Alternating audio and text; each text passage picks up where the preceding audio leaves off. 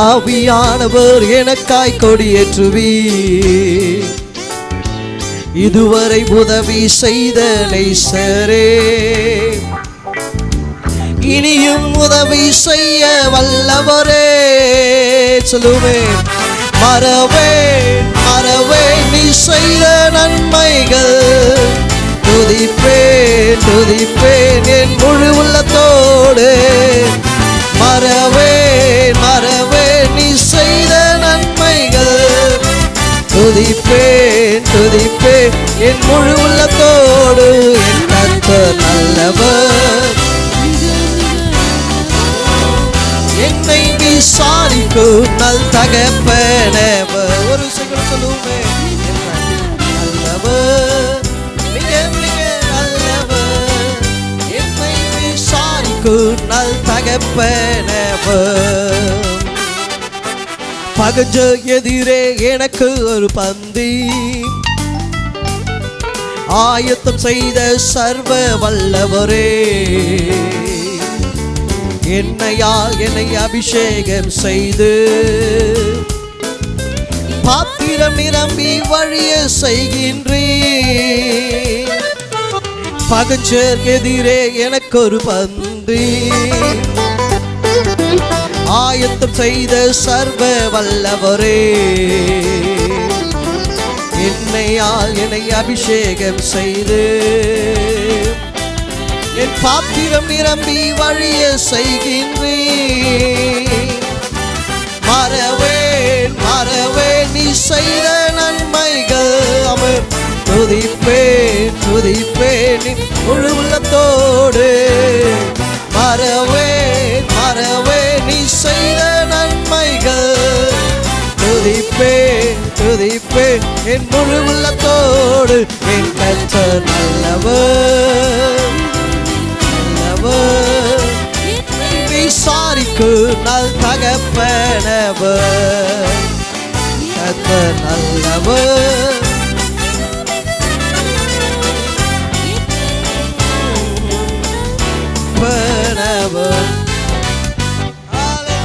கரங்களை தட்டி தேவனை மகிமைப்படுத்துவோமே. தாயின் வயிற்றிலே தோன்றின நாள் முதல் இந்த நாள் வரைக்கும் நம்ம ஏந்தி சுமந்து காத்து தப்புவித்தார். ஆமென் சொல்லுங்களேன், ஹல்லேலூயா. எத்தனை எத்தனை நன்மைகள் இந்த ஆண்டிலே தேவன் நமக்கு செய்தார். நம்முடைய போக்கை வரத்தை பாதுகாத்தார். ஆபத்திலே நமக்கு அனுகூலமான துணையாக இருந்தார். எத்தனை ஆக்சிடென்ட்டுகள். ஒரு ஜுரம் வந்தவர்கள் எல்லாம், இந்த ஆண்டிலே ஜுரம் வந்தவங்களெல்லாம் மரித்து போய்விட்டாங்க. கடந்த வாரத்திலே ஒரு பேப்பர் நியூஸை பார்த்தேன். கொரோனாவுக்கு அப்புறம் 10% கேன்சர் வியாதி இன்க்ரீஸ் ஆச்சாம். அந்த கொரோனா இன்ஜெக்ஷன் போட்டது நிமித்தமாக 10 ஏற்கனவே இருந்ததை பார்க்கலும் 10% அந்த கேன்சர் இன்க்ரீஸ் ஆச்சு என்று சொல்லி பார்த்தேன். நம் கூட தான் இன்ஜெக்ஷன் 1க்கு 2 போட்டுட்டோம். ஆனால் கர்த்தர் நம்மை பாதுகாத்து சுகபலத்தோடு தேவன் அனுமதித்தார். அந்த இன்ஜெக்ஷன் போட்ட எனக்கு தெரிந்து 2 பேர் மிக மோசமான உடல்நிலை அந்த நாள் முதற்கொண்டு தொடங்கி இந்த ஆண்டிலே மரித்து போனார்கள். கர்த்தர் நம்முடைய ஆபத்துகளிலே நமக்கு அனுகூலமான துணையாக இருந்தார். எத்தனை எத்தனை பெரிய பெரிய சூழ்நிலைகள் விகற்பமாய் வந்தபோதெல்லாம் கர்த்தர் நமக்கு நல்லவராகவே நமக்கு அவர் காணப்பட்டார். அல்லேலூயா. ஏசியா தீர்க்கதரிசன புஸ்தகம் 49ஆம் அதிகாரத்தை நாம் எடுத்துக்கொள்வோமானால், ஏசியா தீர்க்கதரிசன புஸ்தகம் 49ஆம் அதிகாரத்திலே 3ஆம் வசனம் இப்படி சொல்லுகிறது, அவர் என்னை நோக்கி, நீ என் தாசன் இஸ்ரவேலே, நான் உன்னில் மகிமைப்படுகிறேன் என்றார். ஆண்டவர் தேவனுடைய பிள்ளைகளை நோக்கி, தேவனுடைய ஜனத்தை நோக்கி ஒரு வார்த்தை தீர்க்கதரிசியின் மூலமாய் அவர் உரைத்த ஒரு வார்த்தை இங்கே எழுதப்பட்டிருக்கிறது. அவர் சொல்லுகிற ஒரு வார்த்தை, இஸ்ரவேலே, நான் உன்னில் மகிமைப்படுகிறேன்.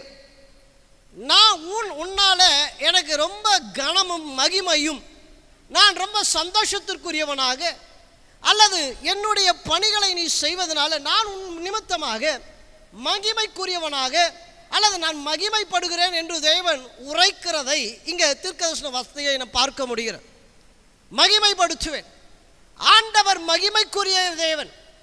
அவர் ஒருவனை மகிமைப்படுத்தும் பொழுது அந்த மகிமை எப்படிப்பட்டதாக இருக்கிறது என்று சொன்னால், ஒருவன் மகிமைப்படும் பொழுது அவன் மாத்திரம் மகிமைப்படுவதல்ல, அவனை தேவன் மகிமைப்படுத்தும் பொழுது நான் உன்னிலே மகிமைப்படுவேன் என்ற பொழுது அவர் மாத்திரம் மகிமைப்படுவதல்ல, அவனுடைய வாழ்க்கை கூட ஒரு மகிமையின் வாழ்க்கையாகவே மாறிவிடும். அது ஒரு பிளஸட் லைஃப், ஒரு சந்தோஷமான, ஒரு ஆசீர்வாதமான, நிகரற்ற ஒரு வாழ்க்கையாக அவனுடைய வாழ்க்கை மாற்றப்படும். ஆண்டவர் இந்த இரவிலே, இந்த ஆண்டின் கடைசி நாளிலே தேவனுடைய வார்த்தை சொல்கிறது, நான் உன் நிமித்தமாக நான் மகிமைப்படுகிறேன்.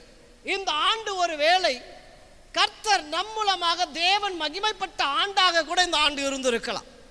ஆமென் சொல்லுகலாமே என்று சொல்லுகிற இந்த ஆண்டு கர்த்தர் என் மூலமாக மகிமைப்பட்டார், அவர் என் மூலமாக மகிமைப்பட்டார், அவர் என்னுடைய பேச்சினால மகிமைப்பட்டார், என்னுடைய செயல்களினால மகிமைப்பட்டார், என்னுடைய சகல காரியங்களினால தேவன் மகிமைப்பட்டார்.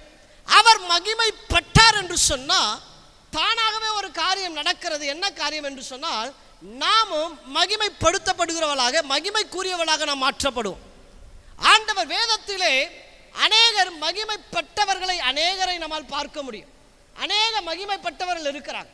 இயேசுவை பிதாவாகிய தேவன் மகிமைப்படுத்தினார்.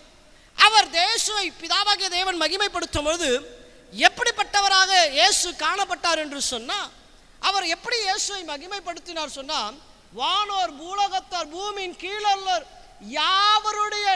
யாவருடைய முழங்கால்களும் இயேசுவுடைய நாமத்திற்கு முன்பாக முழங்கத்தக்கதாக எல்லா நாமத்திற்கும் மேலாக இயேசுவின் நாமத்தை மகிமைப்படுத்தினார். அல்லேலூயா. நிகரற்றவனாக, அதற்கு கொஞ்சம் கூட ஏணி வைத்து கூட கிட்ட போக முடியாத அளவுக்கு தேவன் அவரை மகிமைப்படுத்தினார். ஒருவன் பிதாவினால் கனப்படுத்தப்பட்டால் அப்படிதான் இருக்கும்.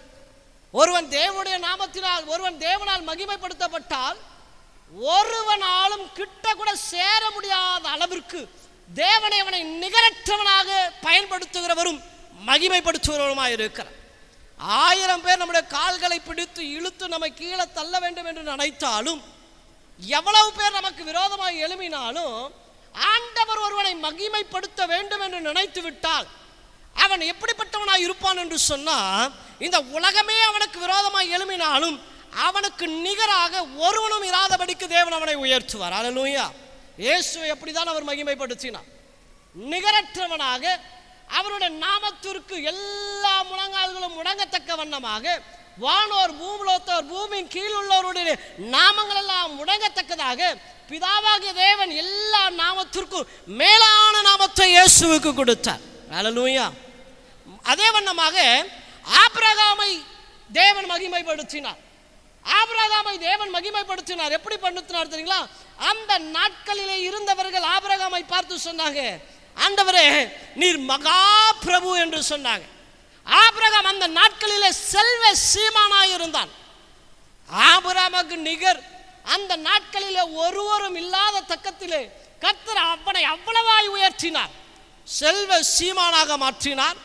அவனுக்கு நிகர் ஒருவனும் இல்லாதபடிக்கு மாற்றினார். அவன் செய்கிற காரியங்களை எல்லாம் வாய்க்க பண்ணினார். வெற்றியும் ஆசீர்வாதம் அவனுக்குரியதாக மாற்றினது.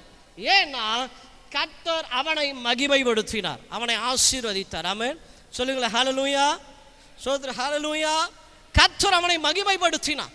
அவ்வளவு ஆசீர்வாதத்தை தேவன் ஆபிரகாமுக்கு தேவன் கொடுத்தாங்க.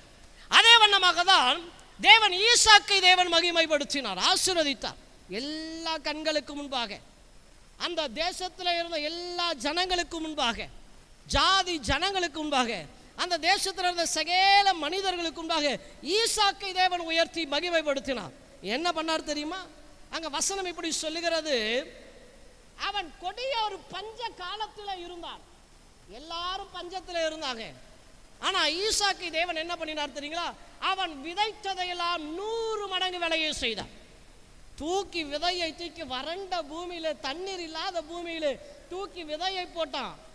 அவனை பார்த்தவெல்லாம் சொல்லியிருப்பாங்க, ஈசாக்கே மழை எப்போ பெய்யும் தெரியல, தண்ணி கிடைக்கல, இன்னைக்கு நீ விதையை போட்ட நாளைக்கு என்ன சாப்பிடுவேன்? இவன் விதையை தூவினான், 100 தனையான பலனை தேவன் அவனுக்கு கொடுத்தார். அல்லேலூயா. அவனை உயர்த்தினார். அதே அதிகாரத்திலே 26ஆம் அதிகாரத்திலே அங்கே இருக்கிற அமிலேக்கியர்கள் வந்து அவனோடு கூட உடன்படிக்கை பண்றாங்க. மெய்யாகவே தேவன் உன்னோடு கூட இருக்கிறார். ராஜாவும் பிரபுக்களும் வந்து ஈசாக்குடைய கரத்தை பிடித்து அவனோடு கூட உடன்படிக்கை பண்றாங்க. ஐயோ, ஆண்டவர் உன்னோடு கூட இருக்கிறார், நீ இருக்கிற இடம் ஆசீர்வாதமாய் இருக்கும், நாங்கள் எங்க சொல்லப்படி கர்த்தரால் ஆசீர்வதிக்கப்பட்டவன் என்று சொல்லி சத்துருவானவன் அவனோடு கூட ஐக்கியமானான். எதற்கு நான் இவைகளை சொல்றேன்னா, ஒருத்தனை கர்த்தர் உயர்த்த வேண்டும் என்று நினைத்து விட்டால், ஒருவனை தேவன் மகிமைப்படுத்த வேண்டும் என்று நினைத்துட்டால், இந்த உலகத்திலே ஒருவனாலும் அவனுக்கு விரோதமாய் நிற்க முடியாது. ஆமென் சொல்லுங்களே. ஹல்லேலூயா. இஸ்ரவேலே, நான் உன்னில் மகிமைப்படுவேன், நான் உன்னிலே மகிமைப்படுவேன், நான் உன்னை மகிமைப்படுத்துவேன். ஈசாக்கை தேவன் உயர்த்த உயர்த்த உயர்த்த அவனுக்கு நிகர் ஒருவனும் இல்லாத அளவுக்கு தேவன் அவனை உயர்த்தினார். மோசேயை கவனிப்பீர்களானா, மோசேயை ஜனங்களுக்கு முன்பாக, ஜாதி ஜனங்களுக்கு முன்பாக தேவன் அவனை உயர்த்தினார். அவனை உயர்த்தின மோசே, நீ ஏன் கவலைப்படுற, நான் உன்னோடு கூட இருக்கிறேன். அவனை உயர்த்தினார். தேவன் அவனோடு கூட முகமுகமாய் பேசினார். யாத்திராகமம் 34 வாசிக்க முடியும்.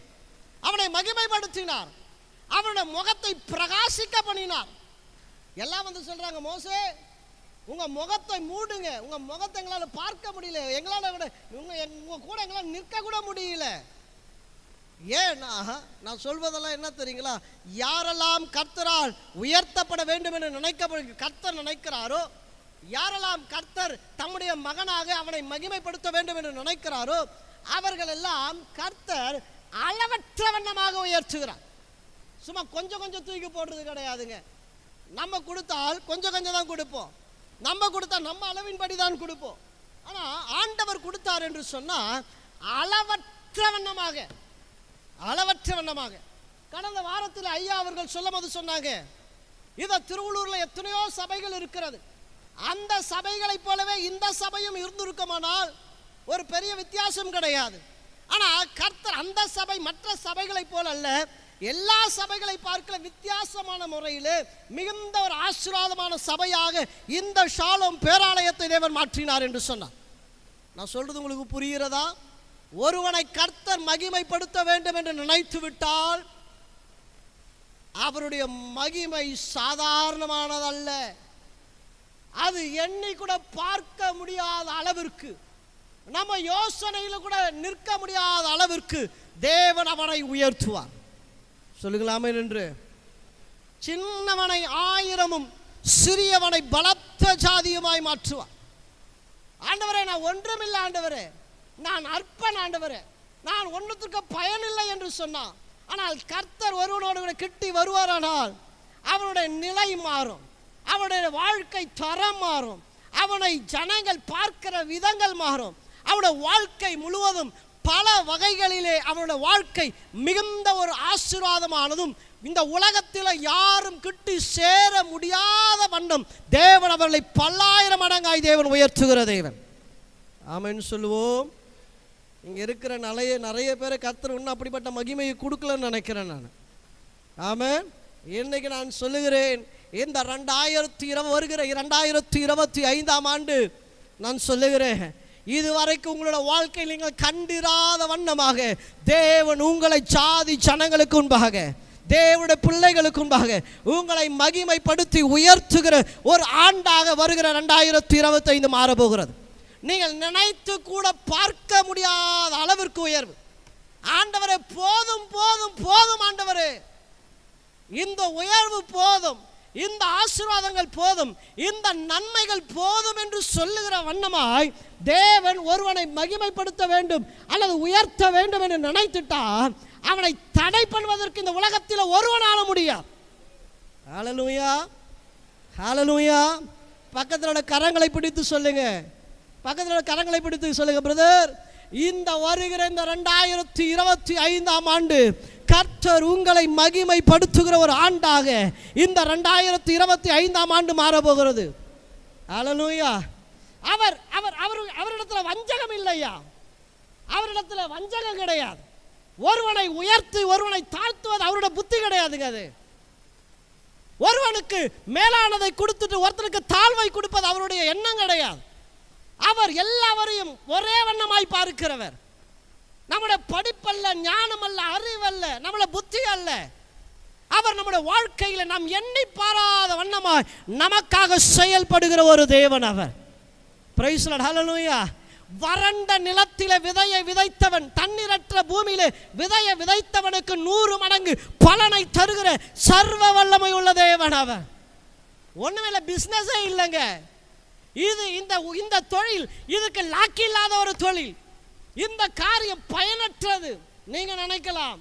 ஆனால் ஆண்டவர் பார்க்கிறது எப்படின்னா, உங்க வாழ்க்கையை அவர் மகிமைப்படுத்த வேண்டும் என்று அவர் நினைத்துட்டா ஒருவனாலும் அவருடைய ஆசீர்வாதங்களை ஒருவனாலும் தடை செய்ய முடியாது. ஹல்லேலூயா, சோதர ஹல்லேலூயா. நீங்க நினைக்காதீங்க, எங்க அப்பா சொத்து வச்சுட்டு போல, எங்க அம்மா எனக்கு பெருசா எந்த நகை காரியங்கள் சேர்த்து வைக்கல, நானே தான் ஏதோ வளர்கிறேன் என்று நினைக்கிறீங்க. ஆனால் இன்னைக்கு நான் சொல்லுகிறேன், இந்த 2025ஆம் ஆண்டு தடைகளை மாற்றுகிற கர்த்தர் உங்களுக்கு முன்னாக கடந்து போகிறார். சின்னவனை 1000 சிறியவனை பலத்த ஜாதியாய் மாற்றுகிற கர்த்தர் உங்களோடு கூட இருந்து பெருங்காரியங்களை அவர் செய்ய அவர் போதுமானவராய் இருக்கிறார். ஹல்லேலூயா, சத்தமாய் சொல்லுகிற ஹல்லேலூயா, ஹல்லேலூயா. ஓ, நம்முடைய தேவனை போல் ஒருவனை ஆசீர்வதிக்கிறவர் இந்த உலகத்தில் தேடினா கூட கிடைக்காது. நீங்க நினைக்கிறீங்க ஆண்டவர் தரித்திரமானவர் அல்ல, ஆண்டவர் கஷ்டத்திலே நடத்துகிறவர் அல்ல. ஐயோ, இதுதான் என்னோட வாழ்க்கை, இப்படியே நான் வாழ்ந்து நான் கடந்து போக வேண்டியது என்று நீங்க நினைத்து கொண்டிருக்கிறீங்க. ஆனால் தீமைகளினால் சோதிக்கிறவர் அல்ல, அவர் வாரி கொடுக்கிற வல்லல் நம்மளுடைய தேவன். நாம என்ன சொல்லுங்க, சத்தமாய் சொல்லுங்க ஹல்லேலூயா, ஹல்லேலூயா.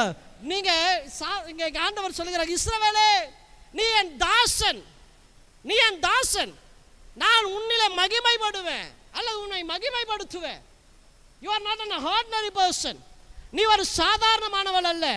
என்னுடைய சொந்த ஜீவனை கொடுத்து அல்லது உன்னை என்னுடைய தாசனாய் மாற்றும்படியாகவே நான் இந்த உலகத்தில் அவதரித்து இந்த உலகத்தில் கடந்து வந்தேன். எதுக்கு தெரியுமா? எதற்கு சொல்லுங்களேன், எதற்கு? எதற்கு நீங்க எதற்கு? உங்களை நிகரற்றவனாய் உயர்த்தும்படி. பக்கத்தில் கரங்களை பிடித்து சொல்லுங்களேன், எதற்குன்னு கேளுங்களேன், எதற்குன்னு கேளுங்களேன்.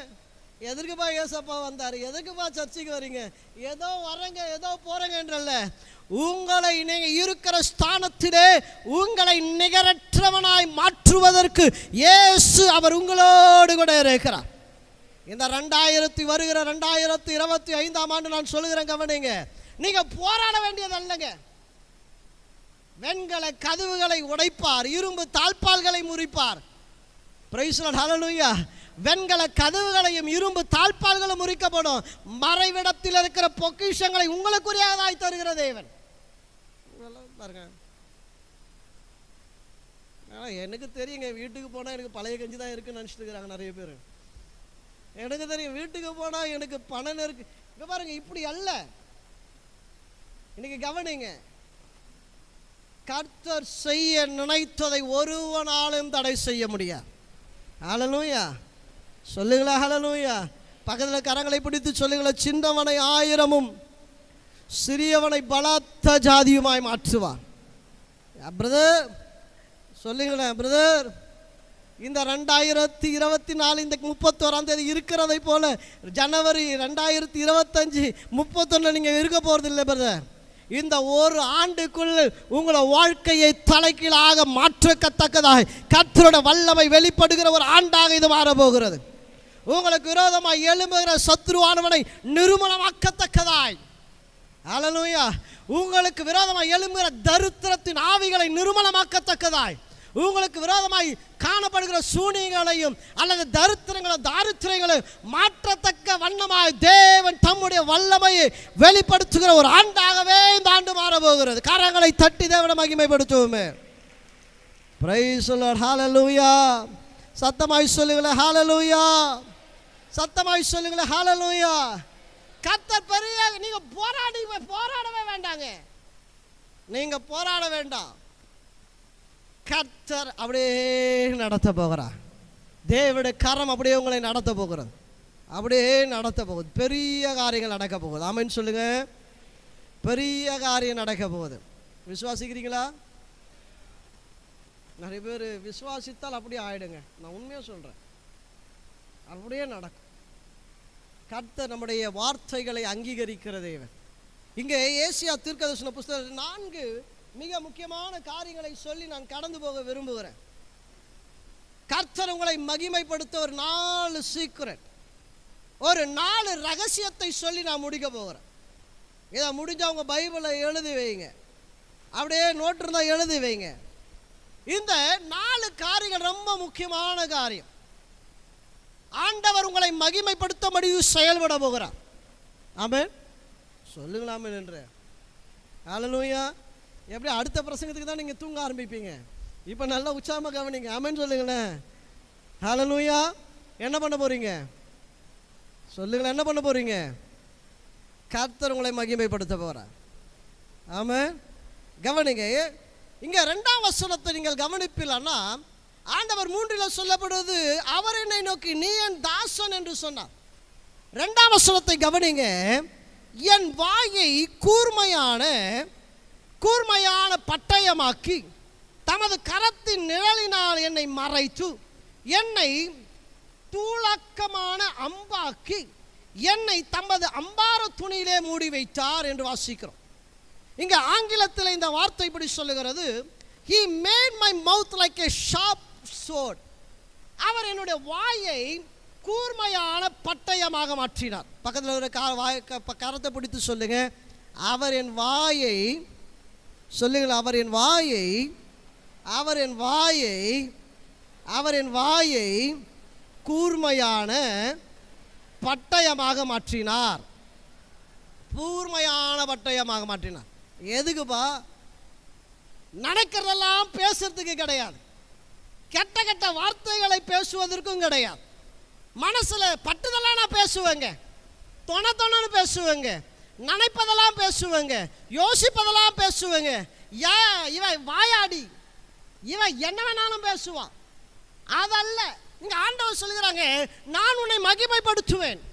எப்படி மகிமைப்படுத்துவேன்னா, முதல் நீ மகிமைப்படுத்துவதற்கு முதல் காரியம் என்ன தெரியுங்களா? உங்களோட நாவை நீங்க இந்த ஆண்டு கூர்மையாக்க மாற்றப்பட வேண்டும். என்ன பேசுற, எதை பேசுற, எப்படி பேசுற, எவ்வளவு பேசுற, அந்த வார்த்தை இங்க கவனிங்க. இந்த உலகத்திலே எவ்வளவோ ஜீவன்கள் இருக்கு, ஆனா எந்த ஜீவனுக்கும் பேசுகிற தன்மையே கிடையாது. ஆனா பேசுகிற குலைக்குது, நாய் குலைச்சிட்டே இருக்கு, பண்ணி உருமிட்டே இருக்கு, மாடு கத்திட்டே இருக்கு. ஆனா மனுஷனுக்கு ஒண்டிதான் வாயை கொடுத்து வார்த்தைகளை கொடுத்து பேச ஒரு கிருபை கொடுத்தார். இந்த பேச்சு அது நாட் ஜஸ்ட் ஃபார் கம்யூனிகேஷன், ஏதோ நம்முடைய காரியங்களை அவங்க காதில் பூத்துவதல்ல. இந்த வார்த்தைகளுக்கு அதிகாரம் இருக்கிறது. இந்த வார்த்தைகள் சாதாரணமானதல்ல. நீங்கள் உச்சரிக்கிற ஒவ்வொரு வார்த்தைகளும் அது வல்லமை பொருந்திய வார்த்தைகளாக இருக்கிறது. அது சாதாரணமானதல்ல. இந்த உலகத்தில் எந்த ஜீவன ராசிகளுக்கும் இல்லாத, எந்த ஒரு காரியத்திற்கும் இல்லாத ஒரு மகா பெரிய கிருபையை கேட்ட உங்க மனுஷனுக்கு கொடுத்திருக்கிறார். என்ன தெரியுமா? வாயை திறந்து பேசுறது அல்ல, வாயிலே அதிகாரத்தை கொடுத்திருக்கிறார், வார்த்தையிலே அதிகாரத்தை கொடுத்திருக்கிறார். கவனிங்க, உன்னோட சொல்றேன். இந்த நம்மளோட கைகளுக்கு, கை ரேகைக்கு அச்சு இருக்கிறது. நம்ம ஃபிங்கர் பிரிண்ட் என்று சொல்லுவாங்க. நம்ம இப்படி கை வச்சுட்டு போனால் அந்த ஃபிங்கர் பிரிண்ட் இருக்கும். யார் அப்புறம் நம்ம கொலைகெல்லாம் பண்ணிட்டோம்னா கை பார்த்தா இந்த ரேகை, இந்த கத்தியில் இந்த ரேகை இருக்குன்னு சொல்லிட்டு கண்டுபிடிப்பாங்க. கண்ணுகளுக்கும் ரேகையை வைத்து நம்ம கண்ணை வச்சு நம்ம அதை ஐடென்டிஃபை பண்ணுவாங்க, என்னென்னலாம் இருக்கு. இன்னைக்கு நான் சொல்கிறேங்க, பண்ணிங்க உங்கள் வார்த்தைகளுக்கு தேர் இஸ் அ பிரிண்ட். உங்கள் வார்த்தைகளுக்கும் அதற்கும் அச்சு இருக்கிறது. உங்கள் வார்த்தைகளை நீங்கள் எதை பயன்படுத்துகிறீர்களோ அதே போலதான் இந்த 2025ஆம் ஆண்டு உங்களோட வாழ்க்கையாக மாறப்போகிறோம். ஆமென் சொல்லுங்க. ஹல்லேலூயா. அதனால தான் ஆண்டவர் சொல்லுகிறாங்க, உன்னுடைய வாயை நீ கூர்மையாக்கணும். எல்லாத்தையும் தூக்கி போட்டு அதை எதை பேசணும், எதை பேசக்கூடாது, எப்படி பேசணும், எப்படி பேசக்கூடாது, எதை சொல்லணும், எதை சொல்லக்கூடாது. ஆண்டவர் சொல்லுகிறார், உன் வார்த்தையை கூர்மைப்படுத்து. ஏன்பா கூர்மைப்படுத்தணும்னா, நீ சாதாரணமானவன் அல்ல, நீ ஆள பிறந்தவன், நீ அதிகாரமுடையவன். நீ சாதாரணமாய் உன் வாயின் வார்த்தைகளை கர்த்தர் அதிகாரப்படுத்தி வைத்திருக்கிறார். அப்ப அதிகாரப்படுத்தப்பட்டவன் ஏதோ ஏதோ ஏதோ பேசுவதல்ல, உன் வாயை நீ என்ன பண்ண வேண்டும்? சத்தமாய் சொல்லுங்களேன். நீ உங்கள் வாயை என்ன பண்ணணும்? சொல்லுங்களேன், உங்கள் வாயை என்ன பண்ண வேண்டும்? இந்த வாயின்னு சொன்னாலே, வார்த்தைகள் என்று சொன்னாலே, வேதத்திலே யாக்கோபு 3ஆம் அதிகாரம் முழுக்க அதை தான் அவர் எழுதி வைத்திருக்கிறார். இந்த வார்த்தைகளை குறித்து தான் அவர் எழுதியிருக்கிறார்.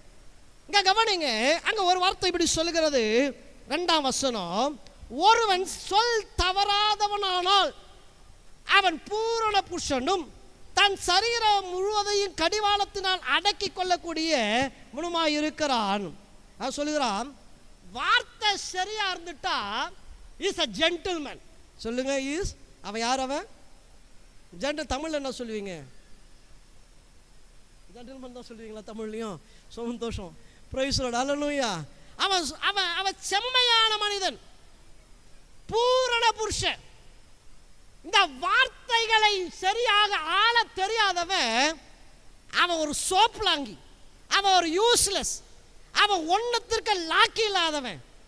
வார்த்தையை நினைக்கிற வண்ணமெல்லாம் பேசலாம், எப்படி வேணாலும் பேசலாம், என்ன வேணாலும் பேசலாம், நினைக்கிறத பேசலாம்னா நீங்க 2024 இருந்ததை போலதான் உங்க வாழ்க்கை ஃபுல்லா இருப்பீங்க. ஆனா 2025ஆம் ஆண்டு கர்த்தர் உங்களை மகிமைப்படுத்துகிற ஒரு ஆண்டாக மாறணும்னா உங்க வார்த்தைகளை நீங்க கூர்மைப்படுத்தப்படுகிற ஒரு ஆண்டாக இது மாற வேண்டும். ஆமென் சொல்லுவோமே. Praise Lord. ஹல்லேலூயா. நிறைய அவர் சொல்லிட்டே வராரு. ஒரு 2 வசனங்களை சொல்லி அடுத்த தலைப்புக்குள்ள நான் போகிறேன். 6ஆம் வசனம் வாசிங்க. 5ஆம் வசனம், நாவானது சிறிய அவயமாயிருந்தோம் பெருமையானவைகளை பேசும். சிறிய நெருப்பு எவ்வளவு பெரிய காட்டை கொளுத்து விடுகிறதோ, நாவும் நெருப்பு தான். அது அநீதி நிறைந்த உலகம். நம்முடைய அவயங்களிலே நாவானது முழு சரீரத்தையும் கரைப்படுத்தி ஆயில் சக்கரத்தை கொளுத்து விடுகிறதாம். நரக அக்கினியிலே கொளுத்தப்படுகிறதாயும் இருக்கிறது. சகல மிருகங்களையும் பறவைகளையும் ஊர் பிராணிகளையும் நீர்வாய் ஜந்துக்களையும் இவைகளின் சுபாவங்கள் மனுஷ சுபாவத்தால் அடக்கப்படும். ஆனால் அடக்கப்படாதது உண்டு. நாவை அடக்க ஒரு மனுஷனாலும் கூடாது. அது அடங்காத பொல்லாங்குள்ளதும் சாவுக்கேதுவான விஷம் நிறைந்ததுமாய் இருக்கிறது. அதனால் நாம் பிதாவாகிய தேவனை துதிக்கிறோம், தேவனுடைய சாயலில் இருக்கிற உடன்பட்ட மனுஷரை அதே நாவினால் சபிக்கிறோம். துதித்தலும் சபித்தலும் ஒரே வாயினால் புறப்படுகிறது. நிறைய சொல்லிட்டு வரார். அவர் சொல்ற ஒரு காரியத்தை கவனிங்க. இந்த நாவை அடக்குகிறவன் அவன் செழிப்பாக இருப்பான், ஜென்டில்மேன். இந்த நாவை அடக்காதவன் எப்படி இருப்பான் என்று சொன்னா, அது காட்டையே கொளுத்தி போடுகிறதா இருக்கிறது. ஒரு மனுஷனால் அடக்கக்கூடாததா இருக்கிறது. அது விஷமா இருக்கிறது. அது சாவுக்கு எதுவா இருக்கிறது. அது அது அது ஒழுங்கா பயன்படுத்தினா அது வெற்றி. அதை ஒழுங்கா பயன்படுத்தலைன்னா அது நம்மளோட வாழ்க்கையிலே சாபம். ஆமென் சொல்லுங்களா? ஆமென் சொல்லுங்களா? ஹல்லேலூயா. சத்தமாய் சொல்லுங்களா? ஹல்லேலூயா. ஹல்லேலூயா. சத்தமாய் சொல்லுங்க. ஹல்லேலூயா. கவனிங்க, நான் திரும்பியும் சொல்லுகிறேன், திரும்பியுமாய் நான் சொல்லுகிறேன். கர்த்தர், இஸ்ரவேல் நீ என் தாசன், இஸ்ரவேலே நான் உன்னில் மகிமைப்படுவேன் என்று சொன்னவர் உங்களை மகிமைப்படுத்த போகிறார். ஆமென். அவர் உங்களை மகிமைப்படுத்த வேண்டும் என்று சொன்னா நீங்க பண்ண வேண்டிய முதல் காரியம் என்னன்னா, உங்க நாவை நீங்க கூர்மைப்படுத்த வேண்டும். இங்க வசனம் எப்படி சொல்லுகிறது? துதித்தலும் ஒரு மனுஷனால் அடக்கவே முடியாது. அது அடங்காத பொல்லாங்குள்ளது, சாவுக்கு ஏதுவான விஷம் நிறைந்ததாக இருக்கிறது. அதனால் பிதாவாகிய தேவனை துதிக்கிறோம், தேவன் சாயலில் இருக்கிற உடன்பட்ட மனுஷனை அதனால் சபிக்கிறோம். துதித்தலும் சபித்தலும் ஒரே வாயிலிருந்து புறப்படுகிறது. ஒரே ஊற்றுக்கண்ணிலிருந்து தித்திப்பும் கசப்பும் தண்ணீரும் சுரக்குமோ? என் சகோதரரே, அங்கே அநேக காரியங்களை சொல்லிட்டு வராங்க. அங்கே கவனிங்க, இந்த நாவை அடக்கினா நீங்கள் வாழ்வடைவீங்க. கவனிங்க, நான் இன்னும் ஒரு காரியத்தை கூட நான் சொல்ல விரும்புகிறேன். ரோமர் 9-10 அதிகாரம் 9 வசனத்தை நீங்கள் வாசிப்பீர்கள். ஆனால் ரோமர் 10 அதிகாரம் 9 வசனம் வாசிங்க. என்னவென்றால் இங்க பாருங்க, ரெண்டாவது காரியம் நான் சொல்லுகிறேன். இதை அடக்கணும், இது சீர்படுத்தணும், சரிப்படுத்தணும். அடுத்தது இங்கே அப்போஸ்தலன் சொல்லும்போது சொல்லுகிறாங்க, உன்னுடைய நாவினாலே இயேசுவை நீ உன் வாயினால் அறிக்கையிட்டு தேவன் அவருடைய மரித்தோர் உயிரோடு எழுப்பினால் உன் இருதயத்தில் விசுவாசித்தால் நீ ரட்சிக்கப்படுவாய். நீதி உண்டாக இருதயத்தில் விசுவாசிக்கப்படும், ரட்சிப்புண்டாக வாயினால் அறிக்கை பண்ணணும். இதை நாவை கவனிங்க, இதை அடக்கணும், இதை எதை பேசணும் எதை பேசக்கூடாது என்று சீர் பண்ணணும். ரெண்டாவது அவர் சொல்றாங்க, இந்த நாவை என்ன பண்ணணும்னா கர்த்தருடைய வார்த்தைகளை இருதயத்தில் விசுவாசித்து அதை உங்களோட நாவினால் நீங்க அறிக்கை பண்ணினீங்கன்னா உங்க வாயினாலே ரட்சிப்பு அல்லது வெற்றி உங்க வாழ்க்கையில உண்டாகும். எப்படி ஆண்டவரே இது நடக்கும்னா, எவ்வளவோ வாக்குத்தத்தங்களை தேவன் கொடுத்திருக்கிறார். அந்த வாக்குத்தத்தங்களை இருதயத்தில் விசுவாசித்து நாவினால் அதை உச்சரிக்க வேண்டும். நம்ம பேசணும். என்ன பேசணும்? சத்தமாக சொல்லுங்களேன். என்ன பேசணும்? வசனத்தை பேசணும், வாக்குத்தத்தங்களை பேசணும், உச்சரிக்கணும். நீங்க எதை நீங்க பேசுறீங்களோ அந்த வார்த்தைகள் அப்படியே இந்த 2025ஆம் ஆண்டு அப்படியே நடக்கதான் போகிறது. It's going to happen. எதெல்லாம் நீங்கள் உச்சரிக்கிறீங்களோ, நீங்க சொல்லுகிற ஒவ்வொரு வாக்குத்தத்தங்களையும் கர்த்தர் அப்படியே உங்களை வாழ்க்கையில் அப்படியே நிறைவேற்ற போகிறார். நீங்க ஆபிரகாமை கவனிப்பீங்கன்னா, நான் பல வாரங்களாக புட்லூர் சபையில் சொல்லிட்டே இருக்கிறேன். ஆபிரகாமை நீங்கள் எடுத்து பார்த்தா 76 வயதிலே கர்த்தர் ஆபிரகாமை அழைத்து ஆதியாகமம் 12ஆம் அதிகாரத்தில் சொல்லுவாங்க, ஆபிரகாமே உன் பேரை பெருமைப்படுத்துவேன், உன்னை ஆசீர்வதிக்கிறவனை ஆசீர்வதிக்கிறேன், உன்னை சபிக்கிறவனை சபிப்பேன், உன்னை எவ்வளவு மேன்மை நான் உன்னை அழைத்தேன், உன்னை வேறு பிரித்தேன், நான் உன்னை அவ்வளவு உயர்த்துவேன் என்று சொன்னாங்க. ஆதியாகமம் 12 அழைத்து அவ்வளவு வாக்குத்தத்தங்களை கொடுத்தார். உன்னை கடலின் மணலை என்னன்னா உன்னுடைய ஜனத்தை எண்ணலாம், வானத்தின் நட்சத்திரத்தை எண்ணினா உன்னுடைய சகையை எண்ணலாம், அவ்வளவு அதிகமாய் உன் சன்னதி பெருகும் என்று சொன்னார். ஆபிரகாமை பார்த்து சொன்னாங்க. ஆனால் ஆபிரகாமுக்கு குழந்தை இல்லை, பிள்ளை இல்லை.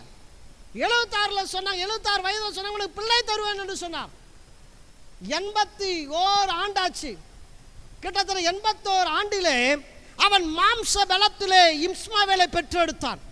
ஆகாரின் மூலமாக தன்னுடைய வேலைக்காரி, தன்னுடைய மனைவியினுடைய வேலைக்காரி இவனோட மூலமாக இவன் ஒரு பிள்ளையை பெற்றெடுத்தான். 81 வயதில் குழந்தை இல்லை, அது வரைக்கும் இல்லை. அடுத்தது கவனிப்பில்லைனால் ஆதியாகமம் 11ஆம் அதிகாரத்தை எடுத்துக்கொண்டா 11ஆம் அதிகாரத்தில் ஆண்டவர் ஆபிரகாமோடு கூட பேசுகிறார். வாசிங்க 1ஆம் வசனம். கர்த்தர் ஆபிரகாமை நோக்கி, நீ உன் தேசத்தையும் உன் இனத்தையும் உன் தகப்பனுடைய வீட்டையும் விட்டு. 17ஆம் அதிகாரம் 1ஆம் வசனம். ஆபிரகாம் 99 வயதான போது, ஆபிரகாம் பாருங்க, இஸ்மவேல் பெற்றெடுத்த பிறகு கிட்டத்தட்ட 17 ஆண்டுகளுக்கு பிறகு தேவன் ஆபிரகாமோடு கூட பேசுகிறார். 81ஆம் வயதிலே அவன் இஸ்மவேலை பெற்றெடுத்தான்.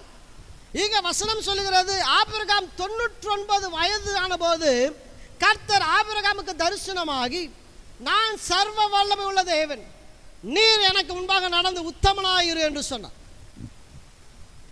கிட்டத்தட்ட பல ஆண்டுகளுக்கு பிறகு தேவன் ஆபிரகாமோடு கூட பேசுகிறார். பேசி சொல்றாங்க, நான் சர்வ வல்லமை உள்ள தேவன் சொல்லிட்டு அப்படியே நீங்க வாசித்துட்டே வந்தா 5ஆம் வசனத்தில் சொல்கிறாங்க, இனி உன் பெயர் அபிரம் என்னப்படாமல் நான் உன்னை திரளான ஜாதிகளுக்கு தகப்பனாக ஏற்படுத்தினபடினால் உன் பெயரை ஆபிரகாம் எனப்படும் என்றார். கிட்டத்தட்ட பல ஆண்டுகள் குழந்தை இல்லை. ஆனா ஆபிரகாமை பார்த்து ஆண்டவர் சொல்கிறாங்க, 81 வயசு, இப்ப 99 வயதாகிறது. ஆண்டவர் பேசிட்டு சொல்றாங்க, இதுவரைக்கும் உனக்கு குழந்தை இல்லை. ஆனா 91 வயதில் ஆண்டவர் அவனுக்கு பேரை மாற்றி சொல்றாங்க, நீ அபிராம் இல்ல, நீ ஆபிரகாம். ஆபிரகாம் என்று சொன்னா நீங்க அப்படியே கூகுள் எடுத்து போட்டு பாருங்களேன். ஆபிரகாம் என்று சொன்ன அந்த பெயருடைய அர்த்தம் என்னன்னா, நீ அநேக ஜாதிகளுக்கு தகப்பன் என்றுதான் அந்த பொருள். அந்த ஆபிரகாம் ஆண்டவர் பேரை மாத்துறாரு. ஆண்டவர் 76 வயசுல பேரை மாத்திருக்கலாமே, விசுவாசத்தின் தகப்பன் தான். ஆனா ஆண்டவர் பேசாமலே இருந்து 99 வயதில் அவனோட பேரை மாற்றி சொல்றாங்க, உனக்கு இனிமேல் உன்னோட பேர் அபிராம் இல்லை, ஆபிரகாம். அவன் போறவங்க இடத்தெல்லாம் சொல்லியிருப்பான், டேய் இனிமேல் என்ன அபிராம் என்று அல்ல, என்ன ஆபிரகாம் என்று கூப்பிடு. போறவங்கள வரவங்கள சொல்லுங்க, அநேக ஜாதிகளுக்கு தகப்பனே எப்படி இருக்கிற, அநேக ஜாதிகளுக்கு தகப்பனே சாப்பிட்டியா, அநேக ஜாதிகளுக்கு தகப்பனே தூங்குனியா, அநேக ஜாதிகளுக்கு தகப்பனே எங்க போற, அநேக ஜாதிகளுக்கு தகப்பனே இங்க வா, இங்க எனக்கு பேரட்டு கூப்பிடுறான். அவன் என்ன கூப்பிடுறான் தெரியுங்களா? அவன் ஒவ்வொரு முறையும் ஒவ்வொரு மனிதனும் ஆபிரகாம் என்று சொல்லும் போதெல்லாம் அவங்க சொல்றாங்க அநேக ஜாதிகளுக்கு தகப்பனே. ஹல்லேலூயா. இப்ப உன் பேர் என்ன? அவன் சொல்றான் ஆபிரகாம். அவன் சொல்றான் என் பேரு அநேக ஜாதிகளுக்கு தகப்பன். Praise the Lord. ஹல்லேலூயா. சொல்லுங்களா ஹல்லேலூயா. அவன் வாயின் வார்த்தையின்படியே கிட்டத்தட்ட 76 வாக்குத்தத்தம் பெற்றான். 99வது வயதுல பேர் மாற்றப்படுகிறது. பேர் மாற்றப்பட்டு ஒரு 3 மாதத்திற்குள்ளாக அவன் சாராய் கற்புற்றவளாய் அதே ஆண்டிலே அவன் குழந்தையை பெற்றெடுக்கிறான். என்னங்க நடக்குது?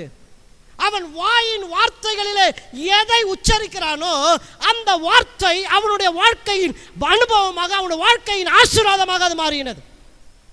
நான் சொல்றது புரியுதுங்களா உங்களுக்கு? அவன் எதை அவன் உச்சரிக்கிறானோ, எதை அவன் விசுவாசித்தான், விசுவாசத்தின் தகப்பன் அவன் விசுவாசித்தான். சந்தேகப்பட ரோமர் 4 வாசிக்கிறோம், அவன் சந்தேகப்படாமல் விசுவாசத்தின் தகப்பன். அதை விசுவாசிக்கிறான். கர்த்தர் என்னை ஆசீர்வதிப்பார் விசுவாசிக்கிறான். ஆனா என்னைக்கு அவன் வாயை திறந்து நான் ஆபிரகாம், நான் அநேக ஜாதிகளுக்கு தகப்பன் என்று என்னைக்கு பேச ஆரம்பித்தானோ அன்னைக்கு அவருடைய வாழ்க்கையிலே அவன் சொன்னபடியே கர்த்தருடைய வாழ்க்கையிலே அற்புதங்களை செய்ய ஆரம்பித்தார். ஹல்லேலூயா. சத்தமாய் சொல்லுங்களா ஹல்லேலூயா. இன்னைக்கு 2025ஆம் ஆண்டு கர்த்தர் உங்களை மகிமைப்படுத்துகிற ஒரு ஆண்டாக இது மாறப்போகிறது. ஹல்லேலூயா.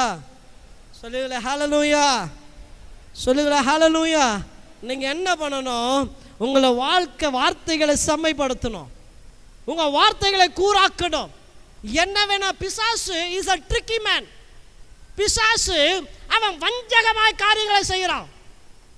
அவன் என்ன பண்றானா, தலை வலிக்கிற மாதிரியே இருக்கிறது, தலை வலிக்குது. ஹல்லேலூயா. நீ வாயை திறந்து எதை விதைக்கிறாயோ அது உன்னுடைய வாழ்க்கையின் ஆசீர்வாதங்களாக மாற்றுகிற தேவன் உன்னோடு கூட இருக்கிறார். there is a gravitational force இருக்கிறது. நீங்க எவ்வளவுதான் குதித்தாலும் கொஞ்சம் ஒரு 2 அடிக்கு மேல குதிக்க முடியாது. அது உங்களை பிடித்து அப்படியே இழுத்து பூமியில நிக்க வைக்கும். நீங்க எவ்வளவுதான் தூக்கி போட்டாலும் அது கீழே தான் வந்து விழும். ஏன்னா இந்த பூமிக்கு ஒரு இழுப்பு சக்தி இருக்கிறது. அதே போலதான் உங்க வார்த்தைக்கு ஒரு வல்லமை இருக்கிறது. நீங்க எதை பேசுகிறீர்களோ அது உங்களோட வாழ்க்கையாக மாறிடும். அது உங்க வாழ்க்கையாகவே மாறிடும்.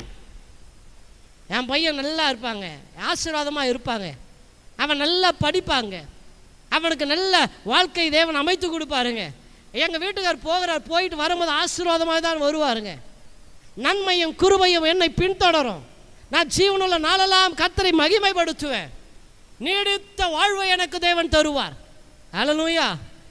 என் கையின் பிரயாசங்களை கர்த்தர் ஆசீர்வதிப்பார். நன்மையும் கிருபையும் எனக்கு உண்டாயிருக்கும். ஆமென் சொல்லுங்களே. சத்தமாய் சொல்லுங்களேன். அப்படியே பார்க்குற பார்வையை பார்த்தா பயமா இருக்கு. அப்படியே சொல்லுங்களேன். ஆமென் சொல்லுங்களேன். ஹல்லேலூயா. அப்போ என்னத்தை பேச போறீங்க? சொல்லுங்களேன். என்னத்தை பேச போறீங்க? சத்தமாக சொல்லுங்க. என்னத்தை பேச போறீங்க? என்னாகுமோ 14ஆம் அதிகாரம் 28ஆம் வசனத்தை நீங்கள் வாசிப்பீங்கன்னா, என்னாகுமோ 14:28 அங்கே வசனம் இப்படி சொல்லுகிறது, நீ அவர்களோடு கூட சொல்ல வேண்டியது என்னவென்றால், நீங்க உங்கள் செவி கேட்க சொன்ன பிரகாரமாகவே உங்களுக்கு செய்வேன் என்பதை என் ஜீவனை கொண்டு நான் சொல்லுகிறேன் என்று கர்த்தர் சொல்லுகிறார். ஆண்டவர் சொல்றாங்க, இவங்க சொல்றாங்க, இஸ்ரவேலர்கள் சொல்றாங்க, எனக்கு விரோதமாய் முறுமுறுத்து இந்த பொல்லாத சபையார் எதுவரைக்கும் என்னை வெறுப்பேன். இஸ்ரவேல் புத்திரர் எனக்கு விரோதமாய் முறுமுறுக்கிறாங்க. அவங்களாம் சொல்றாங்க, ஆண்டவரே இந்த வனாந்தரத்தில் நான் செத்தா போதும், தொல்லை தாங்கல, இந்த வாழ்க்கை இந்த மனுஷனோட வாழ்வதற்கு நான் செத்தா போதும்னு சொன்னா நீ செத்து போயிடுவேன். என் வாழ்க்கை நல்லா இருக்காதுன்னு சொன்னா நீ நல்லா இல்லாமல் போயிடுவேன். ஆண்டவர் சொல்லுகிறாங்க, அதல்ல. இங்க இஸ்ரவேலர்கள் யூதர்கள் அங்க தேவனுடைய ஜனங்கள் சொல்றாங்க, ஆண்டவர் அவர்களை பார்த்து சொல்லுங்க, நல்லா இருக்க மாட்டேன், நான் செத்தா போயிடுவேன், நான் வனாந்தரத்தில் அழிஞ்சு போயிடுவேன், நான் இந்த வருஷம் எனக்கு நல்ல வருஷமாகவே இல்லை, இந்த வருஷம் எனக்கு போராட்டம் தான், கஷ்டம் தான், வியாதி தான், விக்கினம் தான். ஓ ஆண்டவரே, ஏன் ஆண்டவரே, என்றென்றைக்கு கர்த்தர் ஆசீர்வதிப்பார். அல்லேலூயா. இரவில் உண்டாகிற பயங்கரமும் பகலில் பறக்கிற அம்பும் என்னை சேதப்படுத்தாது. ஆமென். சத்தமாய் சொல்லு ஆமென். வாதையின் கூடாரத்தை அணுகாது, பொல்லாப்பு எனக்கு நேரிடாது. ஆமென். சொல்லுங்களேன் ஹல்லேலூயா. ஹல்லேலூயா. சூழ்நிலைகள் விகற்பமாக தான் இருக்கும். இவங்களுக்கு தண்ணி இல்லை, இவங்களுக்கு விரோதமான சத்துருக்கள் எழும்பினாங்க, இவங்களுக்கு ரொம்ப கஷ்டம், வனாந்திர வாழ்க்கை, நல்ல வாழ்க்கை இல்லை. போராட்டம் போராட்டம் போராட்டம் போராட்டம் தான். போராட்டம் போராட்டம், கஷ்டம் கஷ்டம் கஷ்டம் கஷ்டம் தான். கஷ்டத்தில் போராடி முறுமுறுத்து அவங்க சொன்னாங்க. ஆண்டவர் சொல்றாங்க, நீ சொன்னது அப்படியே உங்க வாழ்க்கையில் நடக்கும் போடான்ட்டு. நீங்க என்ன பண்ண போறீங்க இன்னைக்கு? ஆண்டவரே, எப்படி நடக்குன்னு தெரியலையா, எப்படி போடுதுன்னு தெரியலையா, எப்படி பேசுவதுன்னு தெரியலையா, என்ன பண்ணுதுன்னு தெரியலையா. ஆண்டவர் சொல்றாங்க, தம்பி உன் வாயை திறந்து பேசு. ஆண்டவர் சொல்றாங்க, உன் கையில் இருக்க கோலா நீட்டு, பிளந்து போடு, பிளந்து போடு. என்னை பார்த்து கேட்க வேண்டாம், செங்கடலை பிளந்து போடு. அதிகாரத்தை இயேசு படகுல இருக்கிறாரு. காற்றும் கடலும் அந்த படகை அமிழ்த்து போட போகிறது. எல்லாம் இயேசு அந்த படகில படுத்து நித்திரையா இருக்கிறாரு. தலைகாணியை வைத்து படுத்திருக்கிறாங்க எழுதி இருக்கிறது. வந்து எழுப்புறாங்க, இயேசுவே நாங்கள் மடிந்து போகிறோம், கவலை இல்லையா என்று எழுப்புறாங்க. நல்ல தூக்கம். இயேசு எழும்பி என்னத்தம்மா சொன்னாரு, ஏய் அற்ப விசுவாசியே, எது வரைக்கும் நான் உன்னோட கூட இருப்பேன். அவளை கடிந்து கொண்டார், எழுப்பினார். காற்றை பார்த்து கடலை பார்த்து சொல்கிறாங்க, இறையாதே அமைதலாயிரு என்று சொன்னார். அவர் சொன்ன மாத்திரத்திலே காற்றும் கடலும் அமைதலாய் உண்டாயிற்று. ஹல்லேலூயா. சொல்லுங்களா ஹல்லேலூயா. சத்தமாய் சொல்லுங்களா ஹல்லேலூயா. ஏன் தெரியுங்களா? கர்த்தர் இயேசுவோட வாழ்க்கையே நமக்கு மாதிரியான வாழ்க்கை, மாதிரியான வாழ்க்கை. அவர் சொன்ன, நான் அதட்டினதை போல, நான் பேசினதை போல நீங்களும் பேசலாம். நீங்க பேசினாலும் சூழ்நிலைகள் அமர்ந்து போயிடும், அடங்கி போயிடும். ஆமென் சொல்லுங்களேன். ஹல்லேலூயா. 18 நீதிமொழிகள் 18ஆம் அதிகாரம் 21ஆம் வசனம் நமக்கு எல்லாருக்கும் தெரிந்த வசனம் தான். அங்கே 18:21 அங்கே தேவனோட வார்த்தை இப்படி சொல்லுகிறது. அங்கே சொல்லப்படுகிற காரியம், மரணமும் ஜீவனும் உன் நாவின் அதிகாரத்தில் இருக்கும், அதில் பிரியப்படுகிறவர்கள் அதன் கனியை புசிப்பாங்க. இன்னைக்கு எதை நீங்க புசிக்க போறீங்க தெரியுங்களா? இந்த ஆண்டு முழுவதும் கர்த்தர் உங்களுக்காக எழுதி கொடுத்திருக்கிற வாக்குத்தத்தங்களை தான் நீங்க பேசணும். ஆமென். பக்கத்தில் கரங்களை பிடித்து சொல்லுங்களா, பிரதர் பிரதர், நீங்க ஒரு காரியத்தை தொடர்ந்து பேசணும், டெய்லியும் பேசணும். எதை பேசணும் தெரியுமா? உங்களை குறித்து வேத வசனம் என்ன சொல்லுகிறதோ அதை பேசுங்க. கம்பெனி ஓனர் சொல்றதை பேசாதீங்க, அரசியல் பேசாதீங்க. இல்லைன்னா உங்களை குறித்து உங்க டாக்டர் சொல்ற ரிப்போர்ட்டை பேசாதீங்க. அல்லது உங்களோட சூழ்நிலைகள் காண்பிக்கிற ஒரு பிம்பம், அதை நம்பாதீங்க, பேசாதீங்க. கர்த்தருடைய வார்த்தை உங்களை குறித்து என்ன சொல்கிறதோ அந்த வார்த்தை உங்களோட வாயிலிருந்து புறப்படட்டும். மரணமும் ஜீவனும் உங்கள் நாவின் அதிகாரத்தில் வைத்திருக்கிறார். நீங்க எதை சொல்றீங்களோ, எதை பேசுறீங்களோ அந்த வார்த்தை உங்களோட வாழ்க்கையாக மாறிடும். ஹல்லேலூயா. சொல்லுங்களேன் ஹல்லேலூயா. சொல்லுங்களேன் ஹல்லேலூயா. எரிகோவை சுத்த சொன்னாருங்க. பல முறை நீங்கள் கேள்விப்பட்டிருப்பீங்க, நான் பேசுறதுனால நான் திருப்பி அப்படியே சொல்கிறேன். எரிகோ பெரிய பட்டணம், ரதங்கள் அந்த மதில் மேல் ஓடக்கூடிய அளவிற்கு அந்த அந்த அந்த கோட்டை அவ்வளோ பெரிய கோட்டை, கோட்டை செவர். அந்த கோட்டை செவுத்து மேலேயே வீடுகள் இருக்கிறது. ஒரு வீடு இருக்கிற அளவுக்கு கோட்டை செவர் அவ்வளவு பெருசு, அவ்வளோ பெரிய ஒரு கோட்டை. வாசல் எங்க இருக்குன்னு கூட தெரியாத அளவுக்கு அது பிரம்மாண்டமான ஒரு கோட்டை. ஆண்டவர் சொல்றாங்க, 7 நாள் போய் சுத்து பாத சுத்தி சுத்தி வா. ஆனா என்ன சொன்னாருன்னா, சுத்தி வா. ஆனா என்ன சொன்ன, செய்யாத, பேசாத, வாயை திறந்து ஒரு வார்த்தை பேசாத, நல்லதும் பேசாத, கெட்டதும் பேசாத, அமைதியாக சுத்து. இன்னைக்கு அமைதியாக சுத்தி வா. கடைசி நாள் ஆண்டவர் சொன்ன, ஏன்னா இவனை பேச விட்டா என்ன இருக்குன்னு தெரியுமா? அடா மேலேருந்து கல் போடுவானா, கீழேருந்து ஈட்டி ஏவானா, இல்லை என்ன நடக்கும் ஏது நடக்கும், இதெல்லாம் கீழே விழுமா, இங்கே போய் நம்ம எப்படி, இவன் வாழ்க்கை ஃபுல்லாக நெகட்டிவிட்டி தான் இவனோட வாழ்க்கை. எதிர்மறையான கருத்துக்களை பேசுவதே இவனோட வாழ்க்கையே எதிர்மறையான வாழ்க்கை. இவங்களை பேச விட்ட ஒரு 5 நிமிஷம் ஒரு ஆலோசனை கூட்டம் நடத்தி ஒரு ஆலோசனை எதனா சொல்லுங்க கேட்கலான்னு சொன்னால் ஃபஸ்ட்டு சொல்லுவோம் இது நடத்துறதே லாக்கி இல்லைன்னுவாங்க. அப்புறம் எல்லாத்தையும் மூடி எடுத்து பேக்கில் வச்சுட்டு வீட்டுக்கு கிளம்ப வேண்டியதுதான். பிரைஸ்ல டாலலையா, நடத்துறதே லாக்கி இல்லைன்னு தான் ஃபைனல். ஏன் முடியாததை முடிக்கிறவர் தான் நம்முடைய தேவன். ஆனால் சார் நெகட்டிவிட்டி அல்லது எதிர்மறையான கருத்துக்களை நீ எவ்வளவுதான் நல்ல கருத்தாக இருந்தாலும் சரி, அது இயற்கைக்கு ஏற்ற கருத்தாக இருந்தாலும் சரி, சூழ்நிலைக்கு தாழ்ந்த கருத்தாக இருந்தாலும் சரி, ஆனால் நீங்கள் உங்கள் வாயை திறந்து பேசாதீங்க. ஆமென்னு சொல்லுங்களேன். அல்லேலூயா. என்ன பேசணும்? என்ன பேசணும்? கர்த்தர் எனக்காக யாவையும் செய்து முடிப்பார். அல்லேலூயா, அல்லேலூயா. சிங்கங்களின் வாய்கள் எனக்காக கட்டப்படுங்க. என்னை குற்றப்படுத்துகிற நாவை நான் குற்றப்படுத்துவேன். பிரைஸ்ல அல்லேலூயா.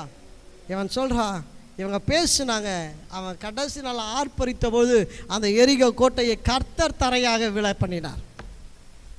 எனக்கு அன்புக்குரியவர்களை நான் இன்னைக்கு சொல்கிறேன், முதல் காரியம் கர்த்தர் உங்களை மகிமைப்படுத்துகிற ஒரு ஆண்டாக இது மாறப்போகிறது. ஆமென். சத்தமாய் பக்கத்தில் கரங்களை குலுக்கி சொல்லுங்களேன், கர்த்தர் உங்களை மகிமைப்படுத்துகிற ஒரு ஆண்டாக மாறப்போகிறது. என்ன பண்ணணும்னு கேளுங்களேன். கொஞ்சம் கேட்டிங்களா? என்ன பண்ணணும்னு கேளுங்களேன். என்ன பண்ணணும்? சூழ்நிலையை பார்த்து பேசாதீங்க, டாக்டர் சொன்னதை பார்த்து பேசாதீங்க, இல்லைன்னா என்னென்ன நடந்தாலும் பேசாதீங்க. இயேசுவின் வார்த்தை உங்களை குறித்து என்ன சொல்கிறதோ அந்த வாக்கு தத்தத்தை தவிர்த்து வேற எந்த காரியத்தையும் பேசக்கூடாது. No negative comments. ஆமென். பக்கத்தில் கரங்களை பிடித்து சொல்லுங்க, no negative comments. Praise the Lord. Hallelujah. கர்த்தர் வெற்றியை தேவன் தருகிற ஒரு ஆண்டாக தேவன் மாற்றப் போகிறார். அதே 49ஆம் அதிகாரம் 2ஆம் வசனத்தை வாசிங்க. ஏசாயா தீர்க்கதரிசன புத்தகம். அவர் என் வாயை கூர்மையான பட்டயமாக்கி தமது கரத்தின் நிழலினால் என்னை மறைத்து என்னை துலுக்கமான அம்பாக்கி. இங்க கவனிங்க, இங்க 2வது ஒரு காரியம் அங்க எழுதப்பட்டிருக்கிறது. என்ன சொல்றாங்கன்னா, அவருடைய கரத்தின் நிழலிலே என்னை மறைத்து, அவருடைய கரத்தின் நிழலிலே என்னை மறைத்து. இந்த ஆண்டு ஒருவேளை 2024 ஆண்டு மறைத்து ஒளித்து வைக்கப்பட்ட ஒரு ஆண்டாய் இருந்திருக்கலாம். ஆண்டவர் என்ன ஆண்டவர்?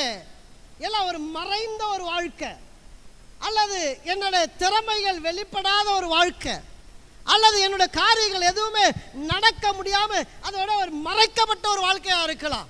ஆனா ஒன்றை கவனிங்க, ஆண்டவர் ஒருவனை மறைத்து வைப்பாரானால் அது சாதாரணமான நிகழ்வு அல்ல.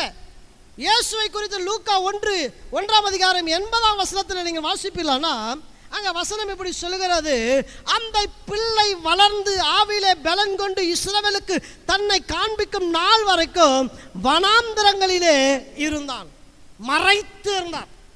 இயேசு அங்க வசனம் சொல்லுகிறது, இயேசு வளர்ந்து ஆவியிலே பலன் கொண்டு இஸ்ரவேலுக்கு தன்னை காண்பிக்க நாள் வரைக்கும் he hided him, அவர் மறைத்து வைத்தார். இன்னைக்கு நமக்கு யாருக்கும் மறைந்து இருக்க பிடிக்காது. நமக்கு எல்லாருக்கும் பிரபலமானவன் தான் ஆசை, நமக்கு எல்லாருக்கும் மேலானவளாக இருக்க வேண்டும் தான் ஆசை, நமக்கு தன்னை தானே மேன்மை உள்ளவளாக காண்பித்துக் கொள்ள வேண்டும் என்ற ஆசை. ஆனால் ஆண்டவர் சொல்கிறாங்க, for a certain period, சில காலங்கள் தேவன் சிலரை மறைத்து தான் வைத்திருக்கிறார். சில காலங்கள் நம்முடைய வாழ்க்கையிலே கர்த்தர் அப்படியே அமைதியாக இருக்கிறதை போல தோன்றும்.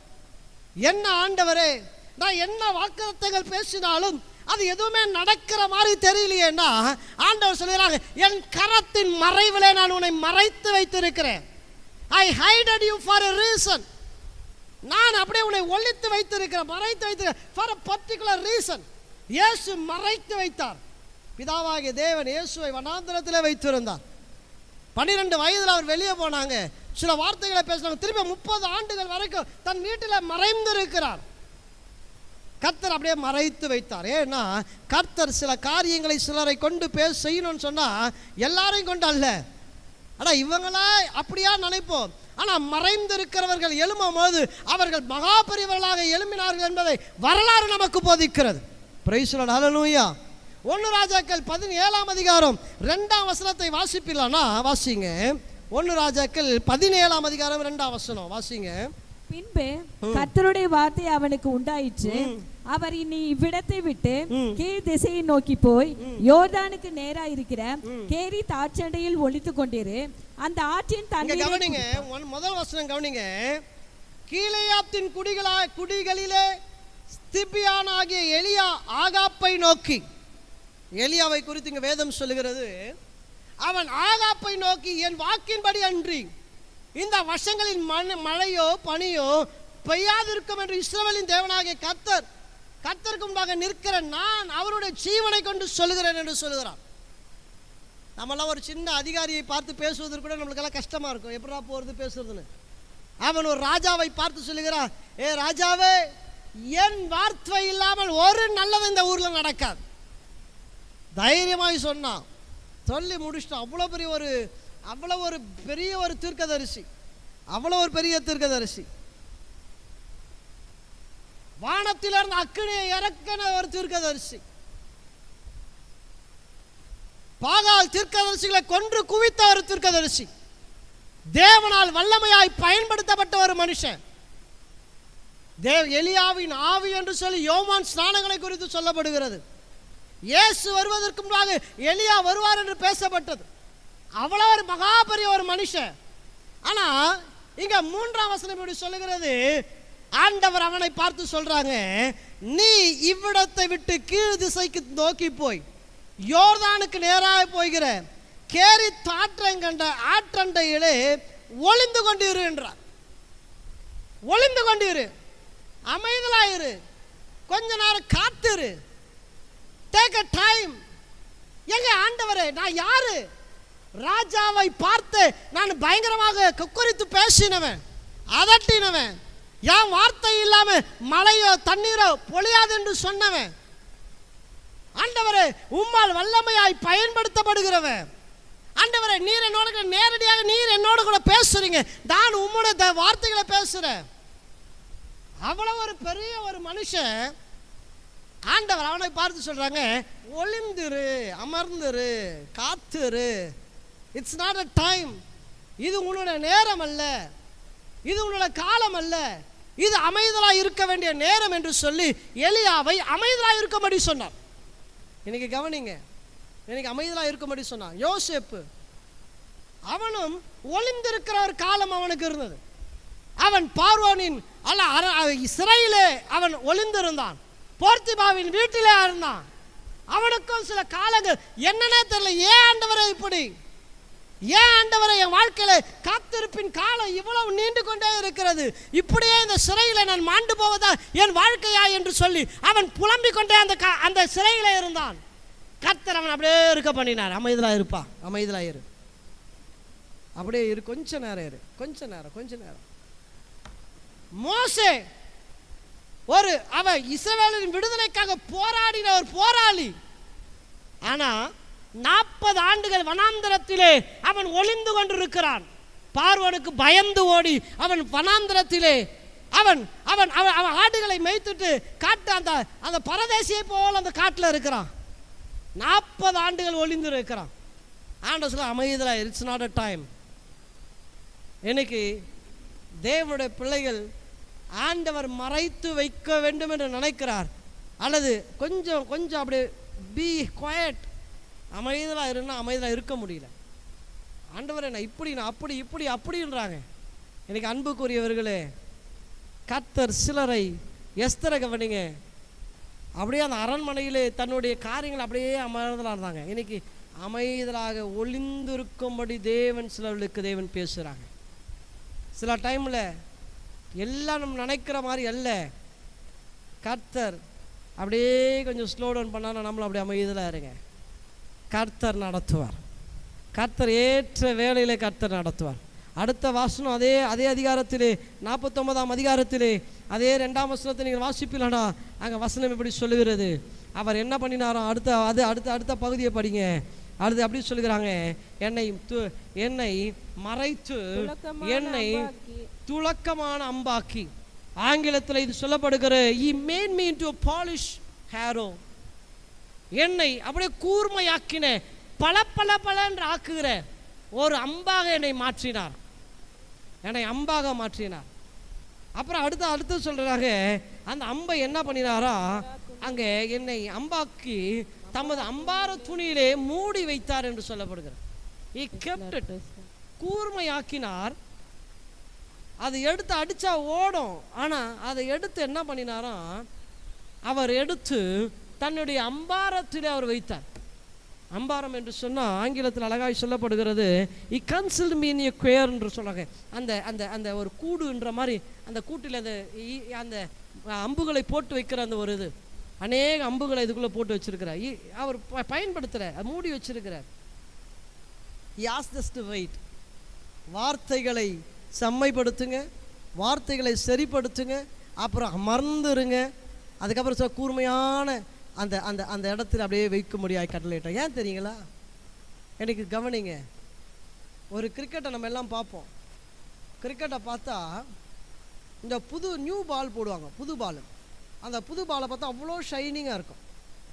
அந்த புது பால் அவ்வளோ ஷைனிங்காக இருக்கும்போது என்ன பண்ணுவாங்கன்னா, இந்த ஃபாஸ்ட் பவுலர்ஸ்கிட்ட கொடுப்பாங்க அந்த பாலை. அவங்க அது எவ்வளோ புதுசாக இருக்கோ அவ்வளவு வேகமாக அவங்க போட்டாங்கன்னா அவங்க எதிர்பார்க்காத வேகத்தில் அந்த பந்து போகும். அது அவ்வளோ பாலிஷ்டாக இருக்கும்பொழுது அந்த சின்ன சின்ன பிசு அழுக்கு கண்ணுக்கு தெரியாத தூசிகள் தான், அதை கூட அவங்க எடுத்து அப்படியே அவன் பேண்ட்டில் போட்டு தொடன்னு துடைப்பான். அந்த என்ன பண்ணுவான், அந்த பந்தை அப்படியே போட்டு தேய்ச்சிட்டே இருப்பான். ஏன்னா அவ்வளோ பாலிஷ் பண்ணிகிட்டே இருப்பான். அது எவ்வளவுக்கு அவ்வளோ அந்த பந்து அவ்வளோ பாலிஷ்டாக இருக்கோ அவ்வளவுக்கு அவ்வளோ அந்த பந்து அவ்வளோ வேகமாக போவோம். அப்போ ஆண்டவர் சொல்லுகிறாங்க, உன்னை அம்பாக வச்சிருக்கிறேன், உன் அம்பை அது எவ்வளவுக்கு அவ்வளோ பரிசுத்தமாக்கப்படுகிறதோ அவ்வளவுக்கு அவ்வளவு உன்னுடைய அம்பு மிக வேகமாய் கடந்து போகிற ஒன்றாய் காணப்படும். ஹல்லேலூயா. கர்த்தர் அப்படி தான் மாற்ற போகிறார். இன்னும் ஒன்று இங்கே வசனம் இப்படி சொல்லுகிறது, அதை அம்பாரத்திலே நான் வைத்தேன். அல்லது அங்கே சொல்லப்படுகிறது, ஆண்டவர் சொல்லுங்க, அம்பார துணியினால் அதை மூடி வைத்தேன். ஏன்னா கர்த்தர் நம்மை பயன்படுத்த வேண்டும் என்று சொன்னால் என்ன நடக்கும்னா, அது சபைக்குள் இருந்து தான் நம்மை பயன்படுத்த வேண்டும். இன்னைக்கு காத்திருக்க அநேகருக்கு வாஞ்சை கிடையாது, சபைக்குள் இருந்து ஊழியம் செய்வதற்கு அநேகருக்கு விருப்பமும் கிடையாது, சபைக்குள் கர்த்தரால் கொடுக்கப்படுகிற ஊழியத்தை செய்ய வேண்டும் என்ற எண்ணமும் கிடையாது. இன்னைக்கு யாரெல்லாம் தடியெடுத்தவன் தண்டல்காரன் என்று சொன்னதை போல இன்னைக்கு யாரெல்லாம் 2 வார்த்தைகளை பேச முடியுமோ அவர்களெல்லாம் ஊழியர்களாக மாறிவிடுகிறார்கள். யாரெல்லாம் 2 பாடலை பாட முடியுமோ அவர்களெல்லாம் ஆராதனை வீரர்களாகவும் சுவிசேஷர்களாகவும் தங்களை மாற்றிக்கொள்கிறார். யாரெல்லாம் கொஞ்சம் ஒரு ஜபக்குழுவை நடத்த வேண்டும் என்று கொஞ்சம் பணிஞ்சிட்டு ஒரு ஜபக்குழுவை நடத்துங்கள் என்று சொன்னால் அடுத்தது அவங்களுடைய மனத்தில் ஓடுகிற ஒரு காரியம், நான் ஒரு தனி ஊழியத்தை தொடங்க வேண்டும் என்ற எண்ணங்கள் ஓடுகிறது. ஆண்டவர் சொல்கிறாங்க, உன்னை கூர்மையான ஒரு அம்பாக நான் மாற்றி இருக்கிறேன். ஆனால் எங்கே வச்சிருக்கிறார் என்று சொன்னால் அம்பாரத்திலே அது வைக்க வேண்டிய அந்த கூட்டில் அதை வைத்திருக்கிறார். கர்த்தர் எடுத்து கர்த்தரை பயன்படுத்துவாரே தவிர மாம்சத்திலே நீங்கள் செயல்படுவீங்கன்னா அது என்ன ஆபிரகாமின் வாழ்க்கை நமக்கு போதிக்கிறது, அது ஒரு இஸ்மவேலை தான் நமக்கு பிறப்பிக்கும். ஹல்லேலூயா. இன்னைக்கு கவனிங்க, நான் கடந்த வாரத்தில் வேதத்தை வாசித்து கொண்டே இருக்கும்போது யோவான் புஸ்தகம் 19ஆம் அதிகாரத்திலே அங்கே 2 நபரை குறித்து அங்கே எழுதப்பட்டிருக்கிறது. 2 பேரும் பார்த்தீங்கன்னா ஒரே இரவு இயேசுவை வந்து சந்தித்தவன். யார் அவன்? யார் இது? என்னங்க, ஆரம்பத்தில் ஒரே ராத்திரியில் இயேசுவிடத்தில் வந்திருந்த நிக்கோதேமு. 38ஆம் வசனம் சொல்லுகிறது, இவைகளுக்கு பின்பு அரிமத்தேனா ஊரானாகிய யூதருக்கு பயந்ததினால் இயேசுவுக்கு அந்தரங்க சீசனாக இருந்த யோசேப். கர்த்தர் எல்லாவரையும் ஒரே வண்ணமாக தேவன் அழைக்கல. இங்க இந்த 2 பேரை கவனிங்க. இயேசுவை சிலுவையில் அறைந்தாங்க. கடந்த வாரம் வந்து யோசிச்சுட்டு இருந்தேன், இயேசு சிலுவையில் அப்படியே மறித்து அப்படியே தொங்கிட்டே இருக்கிறாங்க. அவர் கூட இருந்த சீஷர்கள் இல்லை, கூட இருந்த ஜனம் இல்லை, எல்லா யூதர்களுக்கு பயந்து ரோமர்களுக்கு பயந்து எல்லாம் ஓடிட்டாங்க. இயேசு அங்க தொங்கிட்டே இருக்கிறாரு. அவரை இறக்கி அவரை ஒரு நல்ல அடக்கம் பண்ணி அவருக்கு சுகந்த வாசனைகளை அவர் சரீரத்தில் பூசி அவருக்கு செய்ய வேண்டிய எல்லா முறைமையின்படி அவருடைய உடம்பை எடுத்துக்கொண்டு போய் நல்ல அடக்கம் செய்து ஒருத்தரும் கிடையாது. ஆனா ஆண்டவர் 2 பேர் அங்க ஏற்கனவே ரெடி பண்ணி வச்சிருக்காரு. யார் தெரியுங்களா? இந்த அரிமத்தனாகி யோசேப்பையும் நிக்கோதேமும். இவங்களுக்கு 2 பேருக்கு அவருடைய ஊழியத்தில் ஒரு பெரிய பார்ட் இல்லை. பேதுருவை போல இயேசுவோடு கூட ஓடல, பேதுருவை போல ஓடல, யோவானை போல அவருடைய மார்பில சார்ந்து நிக்கல, இயேசு போற இடத்துல எல்லாம் அவரோடு கூட நடந்துக்கல, இயேசு பண்ணினது எதுவுமே பார்க்கல. ஆனா இவங்க 2 பேருக்கு ஆண்டவர் ஒரு ரோலை கொடுத்திருந்தார். என்ன ரோல் தெரியுமா? நான் இப்படி சிலுவையில தொங்குவேன், என்னை சார்ந்தவெல்லாம் இல்லாம போயிடுவாங்க. அப்போ மறைந்து ஒளிந்து இவர்களை தன்னோட அம்பாரத்தில் வைத்து கூர்மையான ஒரு அம்பாக வைத்திருந்த இவர்கள் இறங்கினாங்க. என் ஃபீல்டுல இவங்க இறங்கினாங்க, நேர பீலாத்துக்கிட்ட போனாங்க, இயேசுவின் சரீரத்தை இறங்கணும், எனக்கு இடம் கொடுன்னு சொன்னாங்க. இறக்குனாங்க. அங்கே ஒருவனும் ஒரு காலம் அடக்கம் பண்ணப்பட்டாது ஒரு கல்லறையை தேடினாங்க, அதில் எடுத்துட்டு போனாங்க, சுகந்த வாசனைகளை பூசினாங்க, இயேசுவின் சரீரத்தை மூடினாங்க, கட்டுனாங்க, நல்ல அடக்கம் பண்ணாங்க. அப்படி இவங்க 2 பேரும் இல்லைன்னா என்ன ஆயிருக்குங்க? அவனுங்க இந்த யோசேப்பும் இந்த நிக்கோதேமும் இல்லாமல் போயிருந்தா என்ன இருக்கும்? எல்லாரும் பேதுருவை போலும், எல்லாரும் யோவானை போலும், அந்திரேயாவை போலும், மத்தேயுவை போலும், மற்ற சீஷர்களை போல எல்லாரும் இயேசு கூட இருந்துட்டு இருந்தாங்க. என்ன இருக்கும்? இயேசுடைய சரீரம் அங்க அந்த சிலுவையிலே தொங்கி இருக்கும். காகங்களும் கழுகுகளும் அது எப்படி என்ன ஆயிருக்கும் என்று தெரியல. ஆனா இயேசு ஆண்டவர் சிலருக்காக தான் வைத்திருக்கிறார். எல்லாரும் எல்லா வேலைகளையும் செய்வதற்காக அழைக்கப்படலை. இன்னைக்கு நான் கவனிக்கிறேன், நான் சொல்றேன், கவனிங்களேன். கர்த்தர் உங்களை மகிமைப்படுத்த போகிறார். 2025ஆம் ஆண்டு நீங்கள் எண்ணி பாராத வகையிலே கர்த்தர் உங்களை உயர்த்த போகிறார். ஆனால் அதே சமயத்திலே கர்த்தர் உங்களை எதற்காக அழைத்திருக்கிறார்? எல்லாரும் எல்லா வேலைகளும் செய்யல. ஒரு சரீரம் என்று சொன்னா ஒவ்வொரு அவயங்களுக்கு ஒவ்வொரு பணிகள் உண்டு. கண்ணுக்கு ஒரு வேலை இருக்கு, காதுக்கு ஒரு வேலை இருக்கு, கைக்கு ஒரு வேலை இருக்கு. ஒவ்வொரு அவயமும் ஒவ்வொரு பணிகளை செய்யணும். இன்னைக்கு என்ன நடக்குது தெரியுங்களா?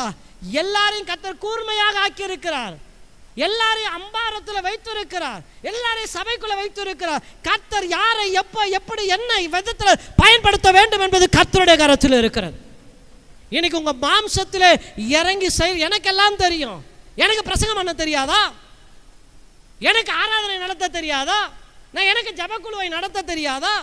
நான் இதெல்லாம் பண்ணுவதற்கு எனக்கு தகுதி இல்லையா? இல்லை. கர்த்தர் ஒவ்வொருவரையும் கர்த்தர் அம்பாரத்தில் கர்த்தருடைய ஆலயத்தில் வைத்திருக்கிறார். ஏற்ற வேளையிலே அந்தந்த நேரத்தில் அந்தந்த காலத்தில் கர்த்தர் யாரை எப்படி எந்த வகைகளிலே பயன்படுத்த வேண்டுமோ அப்படி அந்த வகையிலே தான் தேவன் பயன்படுத்துவார். அவனை கர்த்தர் பயன்படுத்தினா நான் என்ன? எனக்கு நான் தகுதி இல்லையா? எனக்கு தாளந்து இல்லையா? எனக்கு திறமை இல்லையா? எனக்கு அழகு இல்லையா? எனக்கு அறிவு இல்லையா? என்னால் பேச முடியாதா? பாட முடியாதா? எனக்கு இதெல்லாம் செய்யறதுக்கு தெரியாதா? டிவியில் பார்க்குறோம், வீடியோவில் பார்க்குறோம், சர்ச்சில் பார்க்குறோம். ஆனால் கர்த்தர் உன்னை அதுக்காக அழைக்கல பிரதர். உன்னை கூர்மையாக வைத்திருக்கிறார், உன்னை பரிசுத்தப்படுத்தி வைத்திருக்கிறார், உன்னுடைய நாவை செம்மைப்படுத்தி இருக்கிறார். எல்லாம் கரெக்ட். உன்னை மேன்மைப்படுத்த போகிறார். உன்னை என் தாசன் தான், நீ உன்னை மகிமைதான் படுத்த போகிறேன். ஆனாலும் கர்த்தர் எடுத்து உன்னை பயன்படுத்துகிற வரைக்கும் நீ அம்பாரத்தில் இருக்க வேண்டும் என்பது கர்த்தருடைய விருப்பமும் திட்டமும் அதுதான். நான் சொல்றது புரியுதுங்களா? சிலவங்களுக்கு என்ன சொன்னாலும் புரியாது, புரியாதவங்களுக்கு ஒன்றும் பிரச்சனை கிடையாது.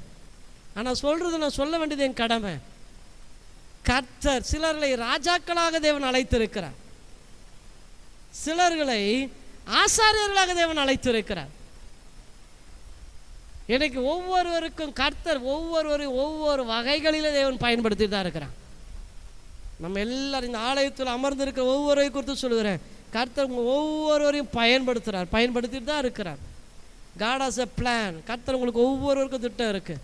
ஆனால் இன்னைக்கு நான் சொல்லுகிறேன், ஏசியா தீர்க்கதரிசன புஸ்தகம் 49ஆம் அதிகாரத்தில் வாசித்த வண்ணமாக, என் தாசனே உன்னிலே நான் மகிமைப்படுவேன், உன் மூலமாக. ஆமென் சொல்லுங்களா? அல்லேலூயா. நம்ம எல்லாம் இருக்கிற இடங்களில் எழுந்து கொள்ளுங்களேன். எல்லாரும் இருக்கிற இடங்களில் எழுந்து கொள்ளுங்க.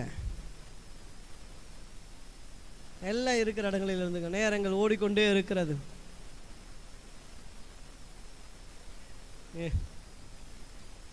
எல்லாரும் எழுந்துருங்க.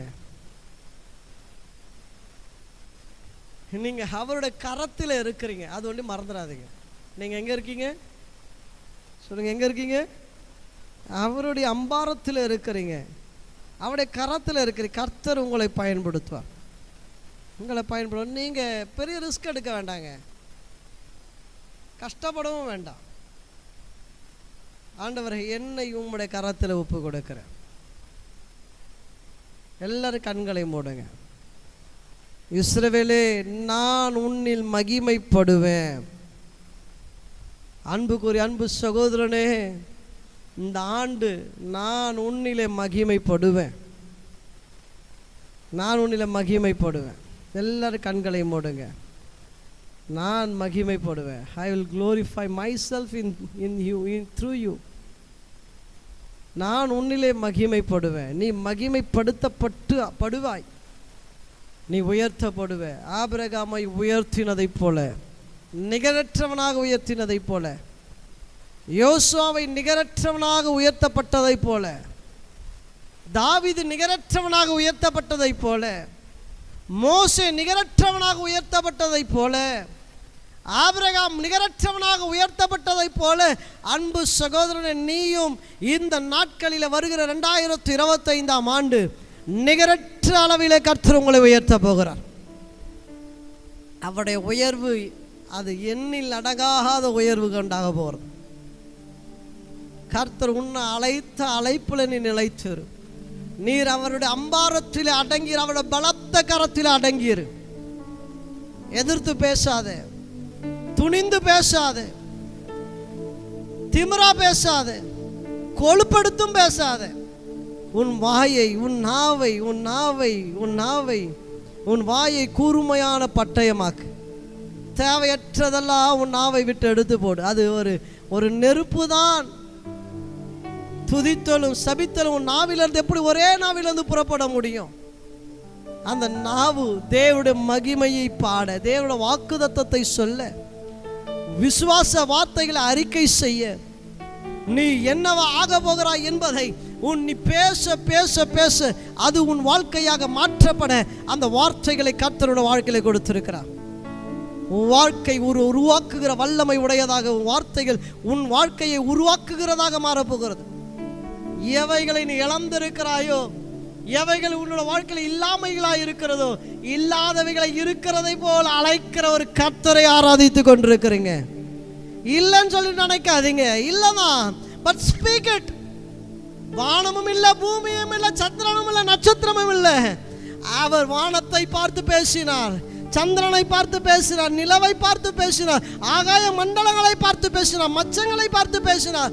அவர் பேச பேச பேச சகலமும் உண்டாகி கொண்டே இருந்தது. உங்க வாழ்க்கையில இல்லாத காரியங்கள் அநேகம் இருக்கிறது. இல்லாததை குறித்து கவலைப்படாத. உன் வாயை விரிவாய் தர, அவர் நன்மையினால் உன் வாழ்க்கையை நிரப்ப செய்கிற தேவன் இந்த இடத்தில் இருக்கிறார். ஆயிரமான வாக்குகளை அவர் கொடுத்திருக்கிறார். விசுவாசி, உன் இருதயத்தில் விசுவாசித்து வாயை திறந்து அந்த வார்த்தைகளை பேச ஆரம்பிங்க. வாயை திறந்து பேசுங்க.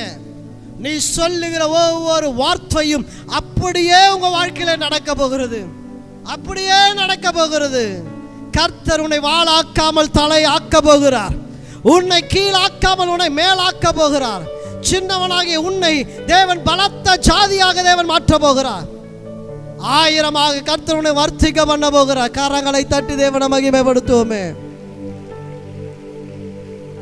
எண்ணத்தை பேசுகிறாய், சாபத்தை பேசிக் கொண்டிருக்கிற, கோபத்தை பிறப்பித்துக் கொண்டிருக்கிற, பெருமையை பேசிக் கொண்டிருக்கிற, பழைய புகழை பேசிக் கொண்டிருக்கிற, கர்த்தர் சொல்வதல்ல, உன் வார்த்தையை கூர்மையாக்குப்பத, உன் வார்த்தை சரியாகட்டும், உன் வார்த்தை சரியாகட்டும். நான் உன்னை மகிமைப்படுத்தும்படியாக நான் இந்த 2025ஆம் ஆண்டு உன் வாயின் வார்த்தைகளின்படியே செயல்படுத்தி உன்னை மகிமைப்படுத்துகிற ஒரு ஆண்டாக இந்த 2025ஆம் ஆண்டை கர்த்தர் உனக்கு முடிசூட்டுகிற ஒரு ஆண்டாக தேவன் மாற்ற போகிறார்.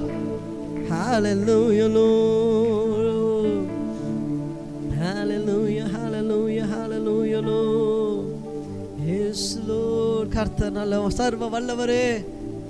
ஐயா, எங்களை மறைத்து வைத்திருக்க நீர் சுத்தமாக கர்த்தருடைய கரத்திலே, கர்த்தருடைய மறைவிலே, கர்த்தருடைய நிழலிலே நாங்கள் மறைந்திருக்க எங்களை ஒப்பு கொடுக்கிறோம் அப்பா. எங்களை ஒப்பு கொடுக்கிறோம் ஐயா. நாங்கள் பெரிய ஆள் இல்லப்பா, நாங்கள் ஒன்றும் பெரிய சாதனையாளர்களும் அல்ல, நாங்கள் ஒன்றும் பெரிய திறமசாலிகளும் அல்ல. உங்களுடைய மறைவிலே நான் ஒளிந்திருக்க விரும்புகிறோம் ஐயா. என்னை மறைத்து கொள்ளும் ஐயா. வாயை திறந்து சொல்லு brother, hide me in your place. ஒரு பெரிய தீர்க்கதரிசியை பார்த்து ஒளிந்திரு என்று சொன்னாரே. உன்னால மறைந்திருக்க, உன்னுடைய கொஞ்சம் விட்டு கொடுக்க, இறங்கி போக, அமைந்திருக்க. ஐயா நான் யார் தெரியுமா? தயவு செய்து அப்படி பேசாதீங்க, அமைந்திருங்க. கர்த்தர் உங்களை வாளாக்காமல் உங்களை தலையாக்க போகிறார். உங்களை கீழாக்காமல் தேவன் மேலாக்க போகிறார். உங்களை கூர்மையான அம்புகளாக தன்னுடைய அம்பாரத்தில் அவர் வைத்திருக்கிறார். உங்களை பயன்படுத்துகிற காலம் வருகிறது, உங்களை மகிமைப்படுத்துகிற காலம் வருகிறது, உங்களை கர்த்தர் எடுத்து பயன்படுத்துகிற காலம் வருகிறது. காலத்திற்கு முன்பாக நீ செயல்படுவாயானால் அது குறை பிரசவம், அது பலனற்ற குழந்தை, அது சீக்கிரத்தில் மாண்டு போகிற ஒரு காரியம். அதல்ல, கர்த்தர் ஏற்ற காலத்திலே உன்னை வல்லமையான கருவியாக கர்த்தர் உன்னை பயன்படுத்த போகிறார்.